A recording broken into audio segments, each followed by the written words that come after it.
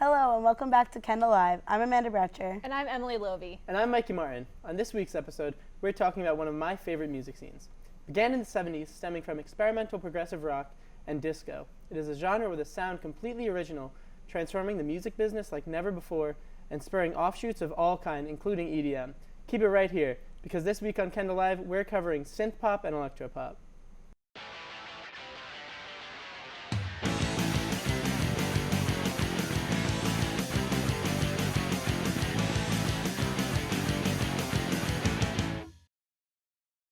So, all right, guys, we're going to get right into a discussion real fast. All right. So, the first question, we're going to talk about just some early synth-pop groups. So, All right. how do you guys feel that they spurred influence on the modern age? Well, a lot of people think that it just started, I think, in the UK and in Europe, but synth-pop actually started in Japan too. It began there. And one of the most influential people, I think, for synth-pop, like he's considered like the grandfather of synth-pop, is Gary Newman. Okay. So like his biggest song is Cars. So like that's a really popular, like quintessential synth-pop song. My favorite 80s synth pop. I love Tears for Fears. Oh, Yeah. I stuttered a lot on that. Tears for Fears, everybody likes Everybody Wants to Rule the World, Yeah. I think. Okay, my favorite Tears for Fears, I don't know if you guys know the song, Who Killed Tangerine? I don't think I know that. Okay, here's where you may know it from. You ready? Fever Pitch. Remember the movie with Jimmy Yeah. Fallon? This is how I know the song, and I really wanted to give this a shout out, okay?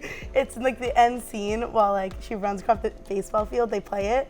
So, great synth-pop song, great movie moment. I Yeah, just wanted to I give it a guess shout out. Yeah, no, I feel like there's a lot that we like. There's Aha, Devo, Take On Me. Yeah. it's a lot of one-hit wonders almost, I want to say, but But At least set the for us ground. It did, now. yeah, we yeah. feel as if they're like one-hit wonders. Those are the Tears for songs that Fears had a stand out bunch to of us. Yeah, no, Tears for Fears Yeah. definitely kind of stood out a lot more than the others, for me at least. Yeah, as well. that's my personal. But- Duran Duran. Yeah. What's that Like song? with Rio. Yeah, Hungry They Like the had Wolf. Yeah. Yeah. They have a lot of good songs. It's not called Rio, it's called Hungry Like the Wolf. No, No, those they're are two two- different yeah. songs. Yes, those are. Yes, they I'm are. pretty sure they did them both Hungry. Who knows? Who knows? Not me. And then next we're just gonna talk about what did you guys think are some of the more interesting or experimental methods used today in synth pop and electro pop You want to go first? specifically in Okay. either I a have song or one an song album. I think of. Song, yeah. So I don't know how many people know Glass Animals. I know Mikey likes them. I really like them. They have synth pop influences, but their new album, How to Be a Human Being, there's a song Season 2, Episode 3, and so it's a concept album. So on it, each song is about a different character. They try and get you into this person's world.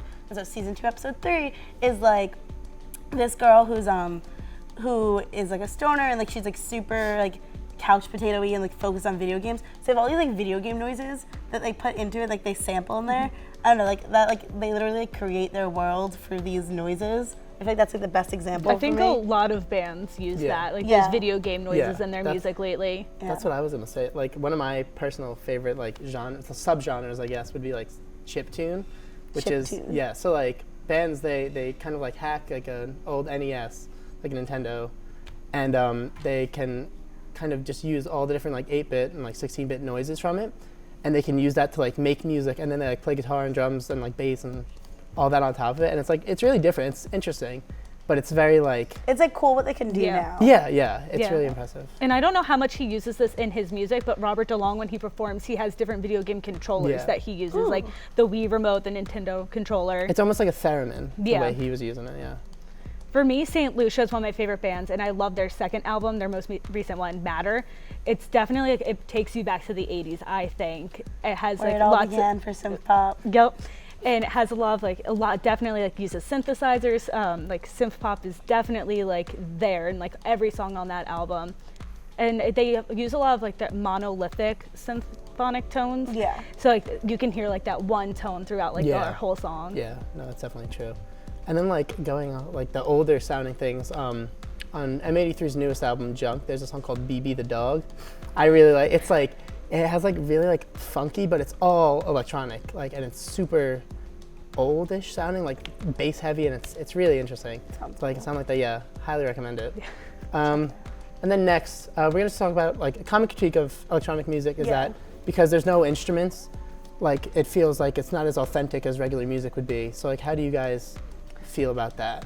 I mean, I think it's like just makes you focusing more on the lyrics. So like I guess my two favorite synth-pop artists or whatever, like Churches and Wet. I don't know how many people know Wet. Wet is like a trio, a synth-pop trio, and like all their songs are like so sad and slow, but they're synth-pop, you know? Like I didn't even think about like how some people might not think there's emotion in it because those songs are so sad, even like the way they're singing and like the lyrics, like I don't know, I think like they can create emotion without. Yeah.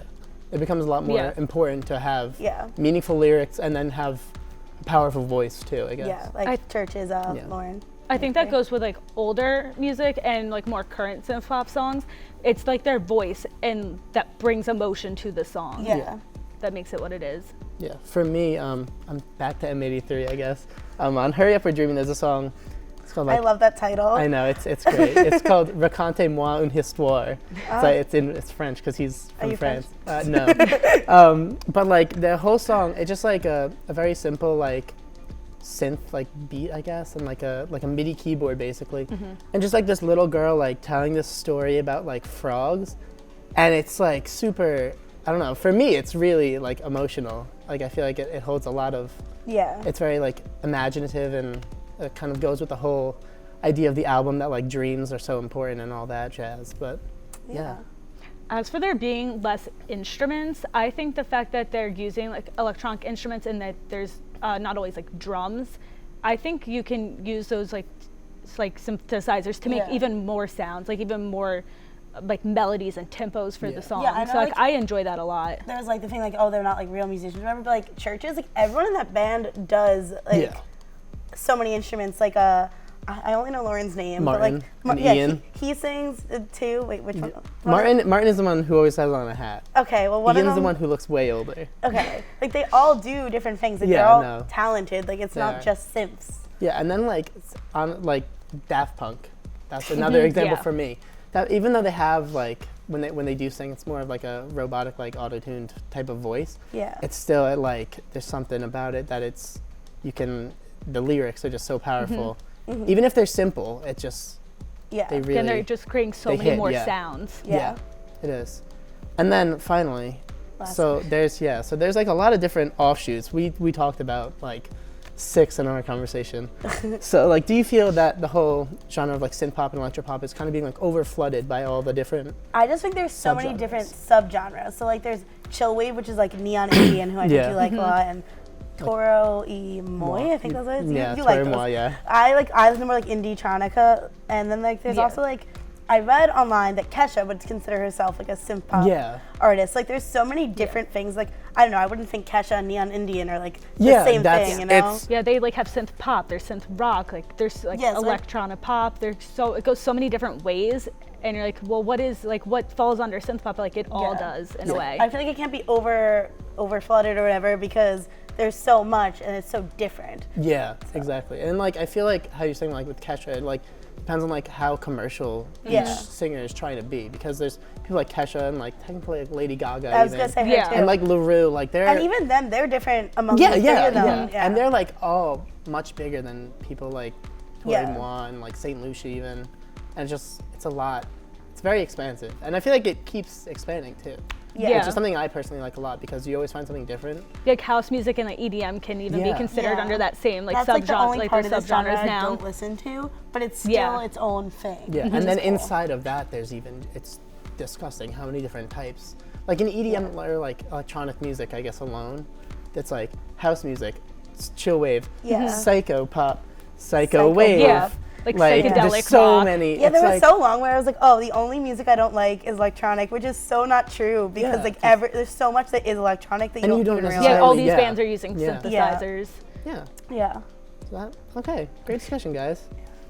Okay, let's send it over to Kelsey Fama to reveal the 3rd and 4th place winners of this week's countdown. What's up, Kendall Live viewers? I'm Kelsey Fama here with your Kendall Live Twitter countdown. This week, the topic is Best Synth-Pop Electro-Pop Songs of All Time. Church's 2013 song Recover, originally featured on the EP of the same name, comes in 4th on our countdown. With a catchy chorus and powerful beats, the song is accessible to all music listeners. The track was later featured on the band's debut album, The Bones of What You Believe. The Postal Service's 2003 hit Such Great Heights comes in third. As the lead single off the band's debut album, Give Up, it put the group on the map in the indie scene. The track has only gained popularity and admiration over the years. Artists such as Iron and Wine and Streetlight Manifesto have recorded covers of the song, expanding its influence on different genres.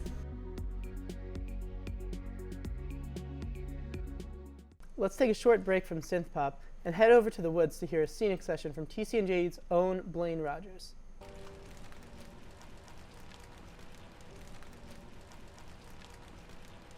Hi, I'm Blaine. This song is called Memories.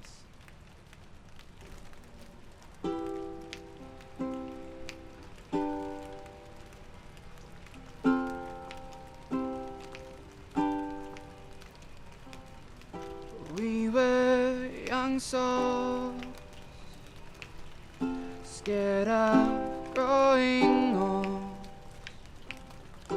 We thought we know by now, have our lives figured out. We sang forever young, and now we're running from our fears, our friends, our past. We know our youth won't last.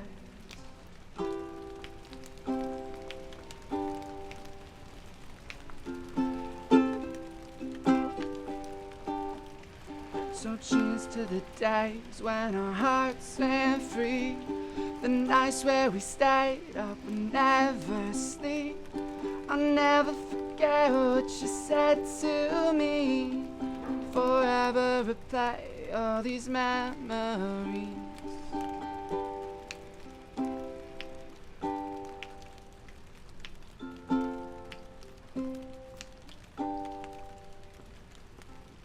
So many nights that I'll remember for the rest of my life. All the tears I cried, all the wrongs that I swore I would set right, and my heart it died. I remember when it broke for the first time. You were by my side.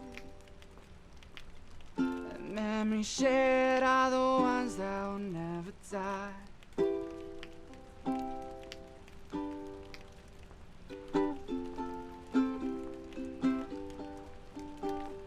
So cheers to the days when our hearts ran free, the nights where we stayed up and never sleep. I'll never forget what you said to me, forever replay all these memories.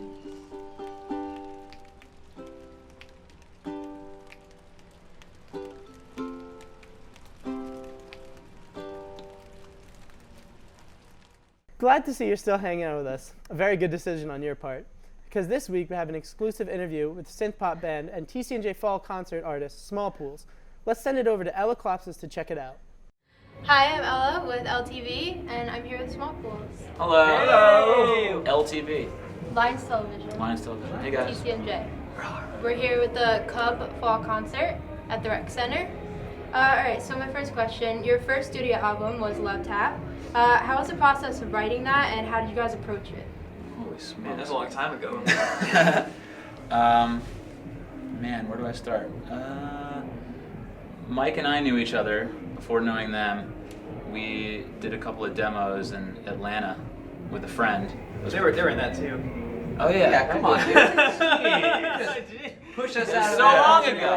Yeah, I guess we weren't a part of that. We're just the rhythm section. Joe was involved. He brought Bo into it, and we were literally like, Bo, you just moved here for your new job, but can you quit that and come to Atlanta? It sounds like a Drunk History episode. For some demos. Did those demos. We had a friend that kind of worked in the industry. He told us one song was kind of good, and then introduced us to some producers that were doing, I guess, one of them was in the band Group Love. You know Group Love? Okay, yeah. So we hooked up with them, showed them some ideas. They agreed to take us on and record songs. So we recorded a small EP, and and then we toured a bunch, and then we recorded the rest. And the process was just kind of like all of us in a rehearsal space, just hashing it out for like days on end, until we thought they were up to par. So that's kind of it. Yeah, I guess so. There's more, but There is more. It's a long, She said long quick. story, yeah. So indie pop is such a wide and expansive genre. So how do you guys it's think? dying now, right? It's dying. Is it? Dying, yeah. That's my favorite genre. So, Is that? how do you Sean's guys? just a pessimist. No, I don't know. I don't hear a lot of new indie pop bands. Indie pop. I've heard a lot. What do you I got? don't know. What do you got for us? Oh. You put her on the spot. Yeah. Sorry. I don't know. I Sorry. interviewed You her just right switched. now.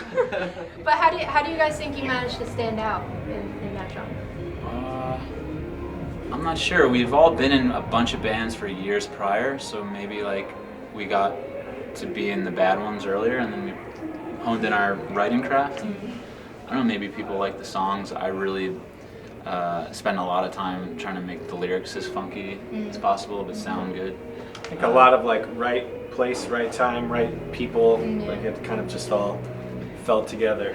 Yeah, I mean, we don't want to just toot our own horn. Why are we? Sean's got a really cool voice. We don't know. I think just what we do is what we do, so there might be some kind of uniqueness to it that's not just, you know.